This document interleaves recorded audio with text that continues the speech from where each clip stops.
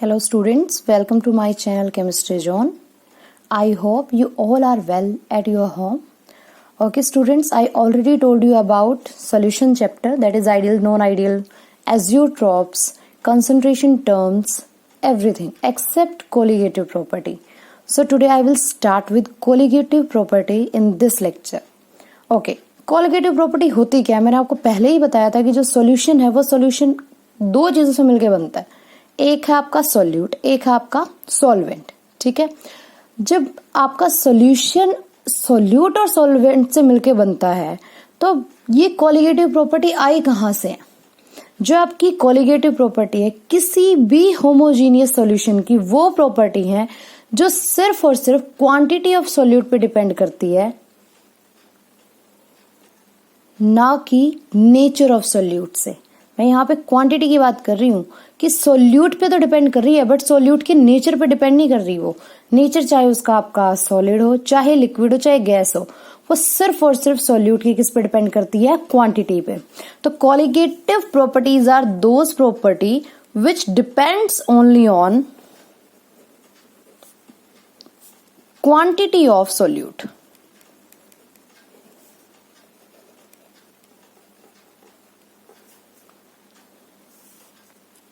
Not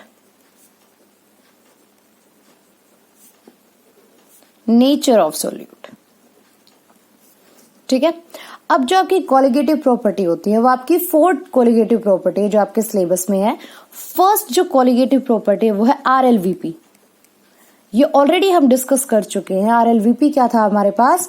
relative lowering in vapour pressure, जो मैंने आपको ऑलरेडी राउल्ट्स लॉ में बता दिया था. Now second one is elevation in boiling point.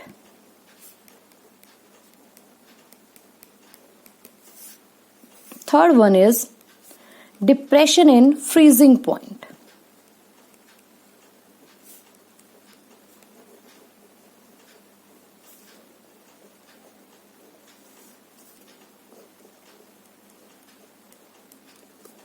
Now fourth one is osmotic pressure.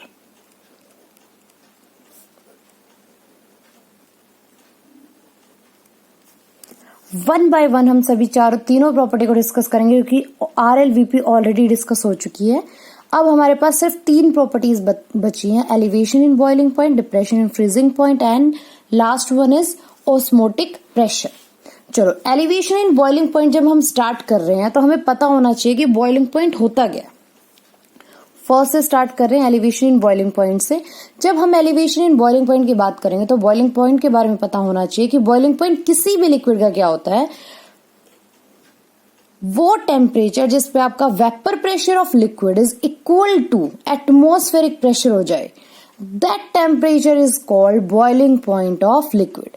कोई भी बॉइलिंग पॉइंट की अगर आपके पास बात हो, ये मत बोलना कि बॉइलिंग पॉइंट वो पॉइंट होता है जिसपे कोई लिक्विड बॉइल करना स्टार्ट कर दे. नहीं, boiling point for any liquid at that temperature at which vapor pressure of liquid is equal to the atmospheric pressure. चलो अब बात करते हैं. फॉर एग्जाम्पल मेरे पास स्टार्टिंग में प्योर सॉल्वेंट है, ये मैंने लिया प्योर सॉल्वेंट. चलो भाई, ले लिया मैंने प्योर सॉल्वेंट. अगर, और मैंने आपको एक चीज और बताई थी कि कोई भी चीज अगर प्योर होती है ना तो उसका वेपर प्रेशर हमेशा क्या होता है? हाई होता है. चलो, मान लिया ये जो प्योर सॉल्वेंट है वो मैंने रूम टेम्परेचर पे रख दिया. Room temperature for example 25 degree Celsius मैंने है जो हम लोग नॉर्मली अज्यूम करते हैं. तो प्योर सॉल्वेंट का जो वेपर प्रेशर है वो हाई होता है. एक ग्राफ भी बना लेते हैं साथ के साथ, क्योंकि ग्राफ के बेस पे हमारे पास प्रॉपर्टीज सॉल्व होने वाली हैं. ये है हमारे पास वेपर प्रेशर और नीचे की साइड हम क्या करेंगे? टेम्परेचर लेंगे. ठीक है, फॉर एग्जाम्पल यहाँ पे क्या है? 25 डिग्री सेल्सियस. अब आपको पता है कि वेपर प्रेशर क्या होता है? हाई होता है. यहां पे मेरा है ATM, 1 ATM. मैंने आपको पहले ही बताया था कि बॉइलिंग पॉइंट वो टेम्परेचर है जिसपे आपका वेपर प्रेशर और आपका एटमॉस्फेरिक प्रेशर क्या हो जाए? इक्वल हो जाए. उसी टेम्परेचर को हम क्या बोलते हैं? बॉइलिंग पॉइंट बोलते हैं. तो फॉर एग्जाम्पल ये जो प्योर लिक्विड है यहां पे आके, इस पॉइंट पे आके क्या हो जाता है? इसका वेपर प्रेशर और इसका एटमॉस्फेरिक प्रेशर क्या हो जाता है? टेम्परेचर पे, इस टेम्परेचर पे इक्वल हो जाता है. ये मैं किसकी बात कर रही हूँ? प्योर की बात कर रही हूँ. मैंने इसको फर्स्ट ले लिया. चलो भाई, अगर हमने इसको फर्स्ट ले लिया है तो यहां से अगर फर्स्ट ले लिया तो ये जो टेम्परेचर यहां पे है इसको हम क्या कंसीडर करेंगे, इनिशियल टेम्परेचर है टी नॉट बी। अब मैंने क्या किया, इस सॉल्वेंट जो ये प्योर सॉल्वेंट था इसके अंदर मैंने क्या किया, कुछ सोल्यूट ऐड कर दिया। कुछ भी कर सकते हो, सॉल्ट भी कर सकते हो, शुगर भी कर सकते हो, कुछ भी। और सोल्यूट का मैंने आपको बताया क्वांटिटी पे डिपेंड करता है, नेचर पे तो वो डिपेंड करता ही नहीं है। जैसे ही इसके अंदर सोल्यूट को डालने के बाद इसका वेपर प्रेशर क्या हो जाएगा, लो हो जाएगा। क्यों? क्योंकि मैंने आपको पहले ही बता दिया था राउट्स लॉ में कि जो भी आप अपना क्या ऐड करते हो, सॉल्वेंट कोई भी चीज प्योर होती है उसका वेपर प्रेशर हमेशा क्या होता है, हाई होता है। और जैसे ही अब इसका वेपर प्रेशर लो हुआ, ये फॉर एग्जांपल जो मैंने इसके अंदर सोल्यूट ऐड किया वो कैसा है, नॉन वोलेटाइल है। अब अगर मैं इसका टेम्परेचर इसी पे देखो 25 डिग्री सेल्सियस पे, तो आपको पता है कि वो क्या होगा, कम होगा। क्यों? क्योंकि आपका जो प्योर होता है, प्योर के कंपैरिजन में जो आपका मिक्सचर होता है उसका क्या होता है, वेपर प्रेशर कम होता है। अगर वेपर प्रेशर कम है तो क्या हो जाएगा, बॉइलिंग पॉइंट इंक्रीज हो जाएगा। तो इसका मतलब क्या हुआ, उसको एटमॉस्फेरिक प्रेशर अटेन करने के लिए यहां पे उसका ग्राफ आया है। ये आपका सेकंड वन। ये क्या हुआ हमारा फाइनल बॉइलिंग पॉइंट। ठीक है, अब इन दोनों के बीच में जो डिफरेंस है उसको हम क्या बोलेंगे, delta TB, that is change in temperature. चलो अब हम ये भी कर लेते हैं। अब हम स्टार्ट करते हैं यहां से डेरिवेशन। डेल्टा, कोई भी change in temperature, change in volume जब भी निकालते थे कैसे करते थे, फाइनल माइनस इनिशियल। फाइनल क्या है, टीबी, इनिशियल क्या है, टी नॉट बी। ठीक है, अब ये जो डेल्टा टीबी है वो किसके ऊपर डिपेंड कर रहा है, आपका डायरेक्टली प्रोपोर्शनल किसके है, सोल्यूट के ऊपर डिपेंड कर रहा है, क्योंकि सोल्यूट की क्वांटिटी के ऊपर डिपेंड कर रहा है।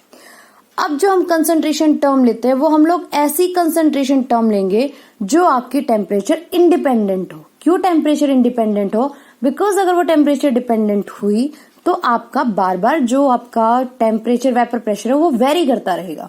इसलिए हम लोगों को ऐसी कंसंट्रेशन टर्म लेनी है जो आपकी क्या हो, टेम्परेचर इंडिपेंडेंट हो।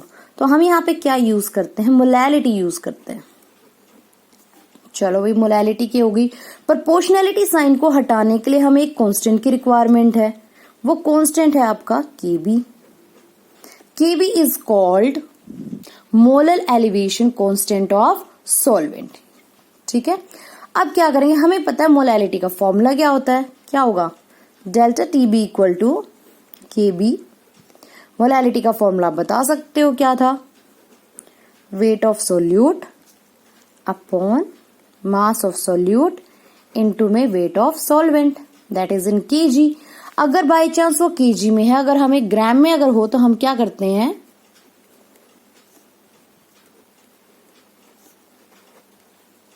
वन 1000 से मल्टीप्लाई। ठीक है, तो ये था हमारा elevation in boiling point.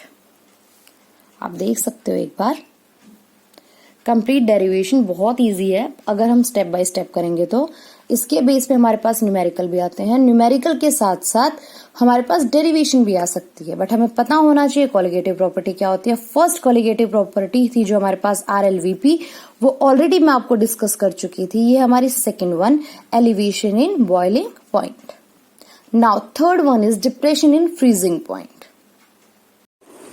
Okay, now third property is depression in freezing point. अब सबसे पहले हमें फिर से डेफिनेशन पता होनी चाहिए कि फ्रीजिंग पॉइंट होता क्या है।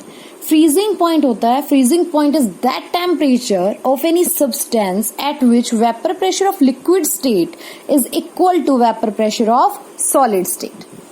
फ्रीजिंग पॉइंट वो टेम्परेचर होता है जब आपका वेपर प्रेशर लिक्विड स्टेट और सॉलिड स्टेट दोनों का इक्वल हो जाए।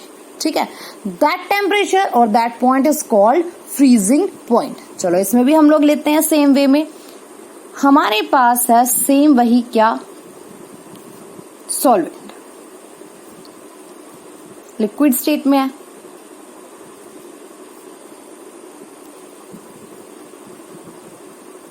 ठीक है, अब जब मैं सॉलिड स्टेट की बात कर रही हूं तो मेरे पास सॉलिड भी है,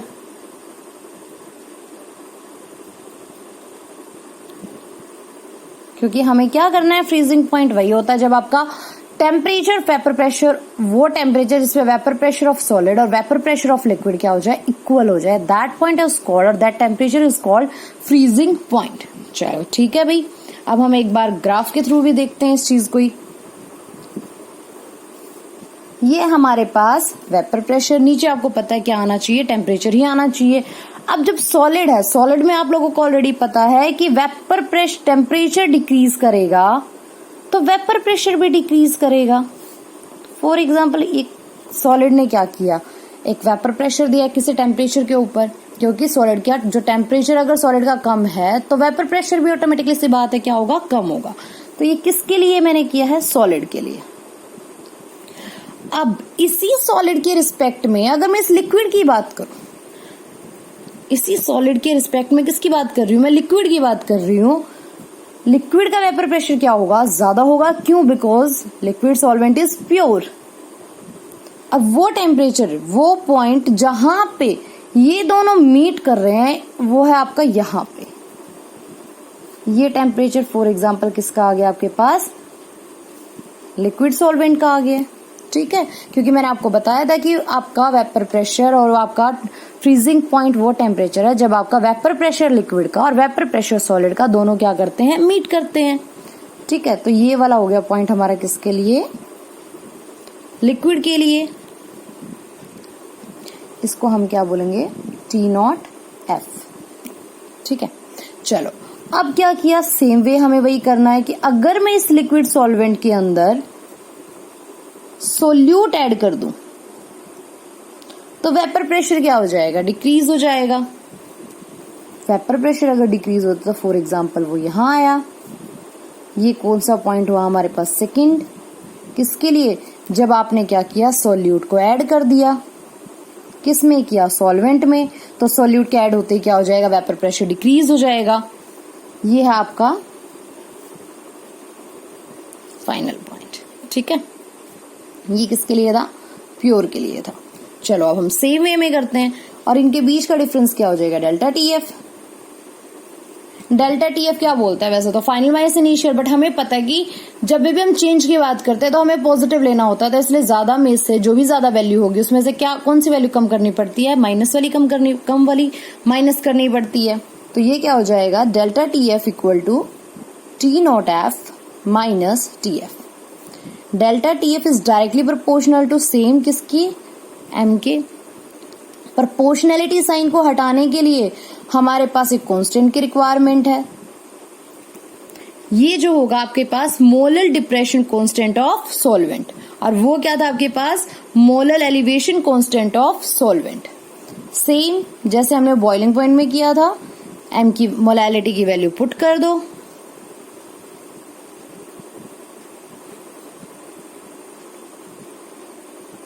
अगर अब यहां से आपको केएफ कभी भी निकालने के लिए नहीं देंगे, क्योंकि केएफ ऑलरेडी आपका एग्जाम में गिवन होगा न्यूमेरिकल में।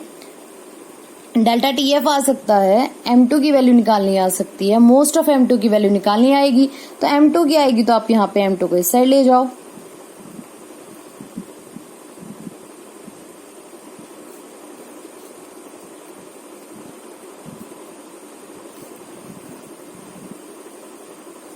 second property, third property also done. Now last property, that is osmotic pressure.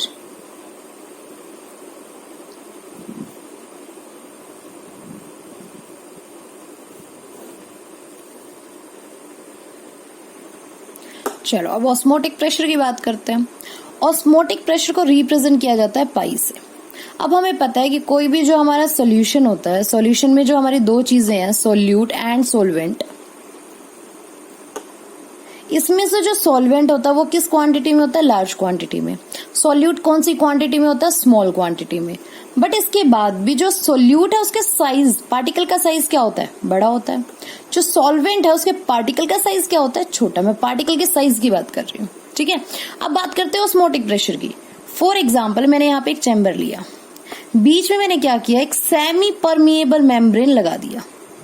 यहां पे है मेरे पास pure water.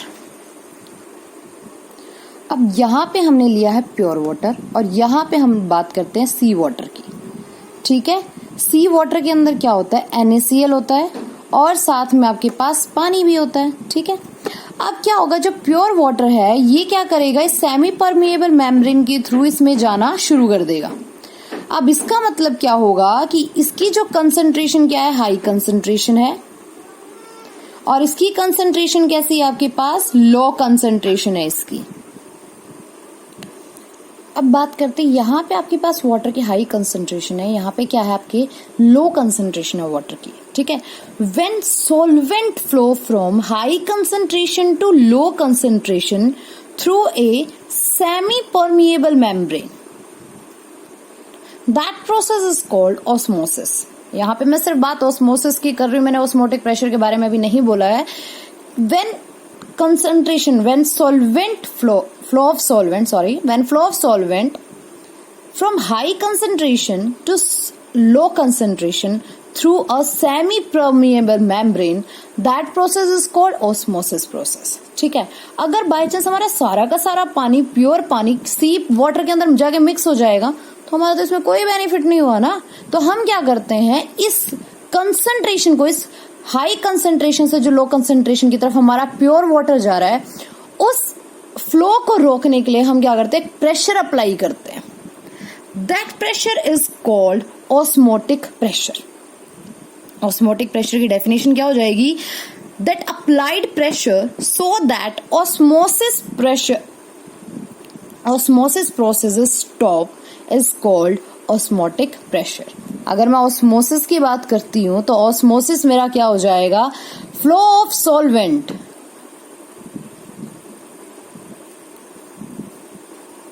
From high concentration to low concentration is called osmosis. और एक और चीज, थ्रू सेमी परमिएबल मेम्ब्रेन। चलो भाई, हो गया हमारा। अब ऑस्मोटिक प्रेशर क्या होता है, इस फ्लो को रोकने के लिए जो प्रेशर अप्लाई किया जाता है, that pressure is called osmotic pressure, ठीक है। अब जब ऑस्मोटिक प्रेशर की बात हो रही है तो ऑस्मोटिक प्रेशर का मतलब क्या होगा कि जब आपका जो प्रेशर है ना, जो अप्लाइड प्रेशर है वो ऑस्मोटिक प्रेशर के इक्वल हो गया, तो इसका मतलब क्या हो जाएगा, ऑस्मोसिस क्या हो जाएगा, वहां पे स्टॉप हो जाएगा। चलो अब हम इसकी डेरिवेशन कर लेते हैं। डेरिवेशन भी काफी छोटी सी है। अब ऑस्मोटिक प्रेशर के हमें पता है कि आइडियल गैस इक्वेशन सबको पता है क्या होती है। आइडियल गैस इक्वेशन हमारे पास क्या थी, PV इक्वल टू nRT। मैंने अभी आपको बोला कि जो आपका प्रेशर है वो किसके इक्वल है, पाई के इक्वल है, तो मैं इसको लिख सकती हूँ पाई V इक्वल टू nRT, ठीक है। पाई इस साइड आ जाएगा, N/V RT। N/V को हम क्या बोल सकते हैं, कंसंट्रेशन ही तो होती है, pi equal to CRT। R हमें पता है गैस कांस्टेंट होता है, ठीक है। C क्या हमारे पास कंसंट्रेशन टर्म है, T टेम्परेचर होता है, pi is osmotic pressure. Now all 4 colligative property is done. एक छोटी सी बात और बता देती हूँ कोलिगेटिव प्रॉपर्टी के बारे में, कि कोलिगेटिव प्रॉपर्टीज उन सॉल्यूट के लिए एप्लीकेबल है जो एसोसिएशन और डिसोसिएशन नहीं करते। फॉर एग्जाम्पल ग्लूकोज हो गया आपका, शुगर हो गया, तो जो सॉल्यूट आपका एसोसिएशन और डिसोसिएशन मतलब ना तो ब्रेक होते हैं ना ही किसी चीज के साथ जुड़ते हैं, ठीक है, उन सॉल्यूट के ऊपर आपकी क्या है, कोलिगेटिव प्रॉपर्टीज एप्लीकेबल है। जैसे कि आपका NaCl हो गया, NaCl क्या होगा, जैसे डालते हो पानी के अंदर क्या बन जाएगा, Na पॉजिटिव Cl नेगेटिव। तो NaCl जो आपके आयनिक कंपाउंड्स हैं जो आपके एसोसिएट या डिसोसिएट हो जाते हैं, कुछ कोवेलेंट कंपाउंड भी ऐसे हैं जो एसोसिएट हो जाते हैं, उन पे आपकी कोलिगेटिव प्रॉपर्टी एप्लीकेबल नहीं होती है। उसके लिए हम एक अलग से मेथड अप्लाई करते हैं, that is went of factor. जो आपका वेंट ऑफ फैक्टर है वो अभी लास्ट ईयर आपके सिलेबस से डिलीट हो गया था, बट अगर मुझे लगा कि आगे दोबारा CBSE ने ऐड कर दिया तो वेंट ऑफ फैक्टर को भी मैं एक वीडियो के अंदर डिस्कस कर लूंगी। Now solution chapter is over according to CBSE syllabus. If you have any query, that write in comment box. Thank you students for watching my videos. अगर आपको कोई भी डाउट होता है या कोई भी आपकी क्वेरी है या फिर आपको कोई भी इश्यू आ रहे हैं तो आप कमेंट बॉक्स में लिख सकते हो। Okay, thank you students. Stay home, stay happy.